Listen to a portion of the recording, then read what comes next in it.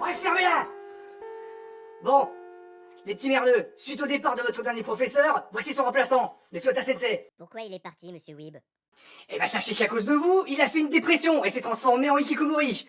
Et du coup, il a décidé de ne sortir de chez lui que lorsque One Piece serait terminé. Pas sûr qu'on le revoie vivant, du coup.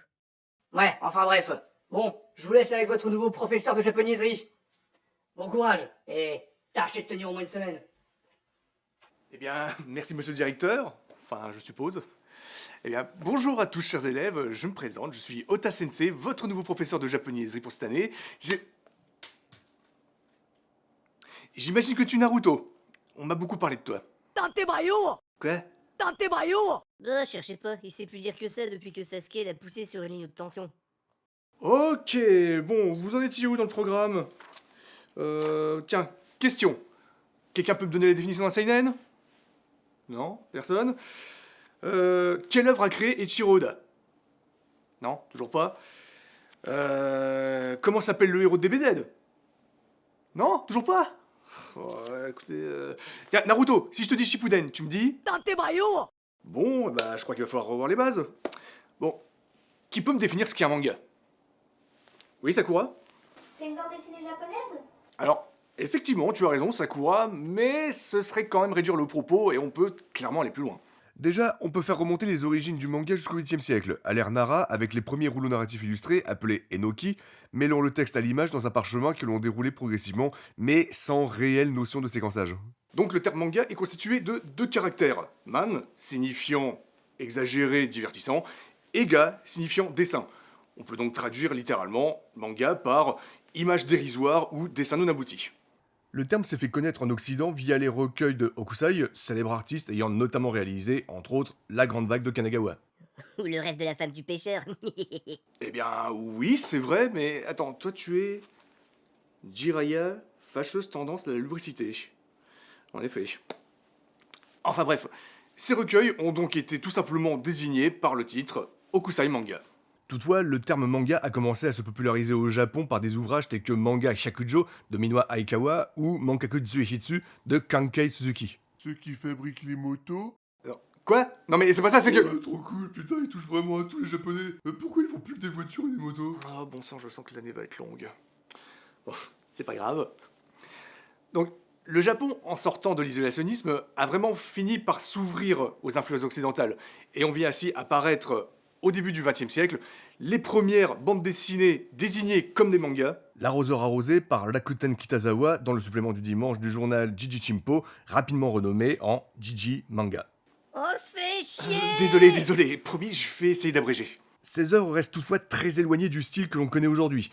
Il faudra attendre l'après-seconde guerre mondiale avec la publication d'œuvres à visée propagandiste et surtout les productions d'Osamu Tezuka pour que le terme manga ne prenne la connotation narrative et visuelle qu'on lui attribue aujourd'hui. Dans le contexte de l'après-guerre, l'influence américaine s'est fortement imposée dans la culture japonaise. C'est ainsi que Tezuka, à qui on doit par exemple Astro le petit robot ou Dororo, a fortement été impacté par un certain Walter Disney qui va faire évoluer le style japonais jusque-là imprégné de la tradition théâtrale japonaise pour un style plus cinématographique avec ses alternances de plans et de cadrage.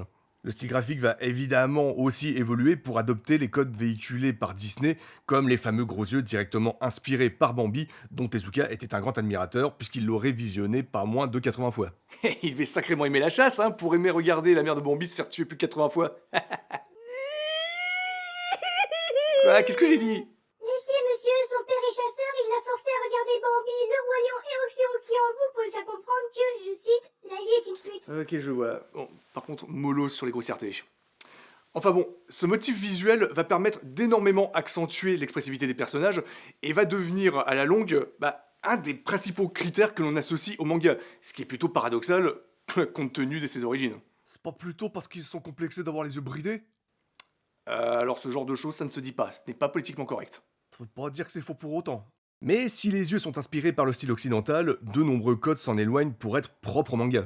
Genre des bonnets G et des jupes à ras le cul sur des filles de 12 ans? Bon, Jiraya, encore une réflexion de genre et je convoque tes parents. Ah, vous êtes pas drôle, monsieur. Par exemple, l'utilisation de lignes de vitesse afin d'accentuer un mouvement, ou l'absence de décor de fond pour mettre en avant le personnage, chose qu'on ne voit pour ainsi dire jamais dans la BD occidentale. Et bien sûr, comment ne pas parler de l'expressivité ultra exagérée des personnages, pour ainsi dire à la façon de Tex Avery, qui contraste radicalement avec le stoïcisme inhérent au savoir-être des japonais. On peut y voir un moyen pour exprimer au travers d'un art graphique la frustration d'une société dont l'expression de ses émotions est bridée au quotidien par le masque social, aussi appelé tatemae. Monsieur, Oui. c'est quoi Tex Avery? Bon, va falloir que je parle à votre professeur de cartoon, qui est... Mademoiselle Mélodise. Un joli nom. Oh monsieur?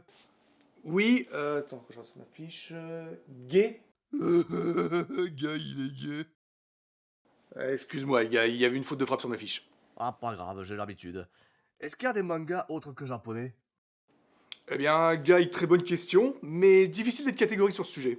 Si graphiquement les manhwa et manhwa, respectivement les BD coréennes et chinoises, sont à présent très proches des mangas qui se sont imposés pendant longtemps sur les marchés concernés, on peut cependant pas les appeler mangas car ces œuvres ont leurs propres influences historiques ou culturelles et leur dénomination existait déjà bien avant que le manga ne s'exporte. Alors concernant la France, on utilise très souvent le terme manfra, un mot valise qui vient de la contraction des mots manga et français.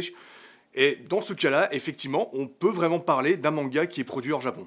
Ces manfras commencent d'ailleurs à trouver leur public hors France, avec des œuvres comme Radiant qui a même eu droit à sa propre adaptation en anime au Japon. Une belle preuve de reconnaissance. Et en même temps, cela devait forcément arriver un jour, la France étant un terreau particulièrement fertile pour ce genre d'œuvre. D'une part parce que la France est le second plus gros consommateur de manga après le Japon, et aussi de par sa culture de la bande dessinée. Et du coup, les mangas de merde, on les utilise comme fertilisant?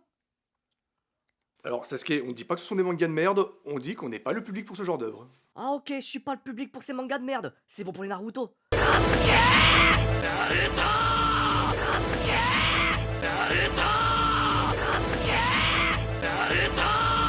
Bon ok, c'est bon pour vous deux, on m'avait prévenu, je ramasse vos carnets, je convoque vos parents, et je croyais que l'autre savait dire que... Dante Brayo.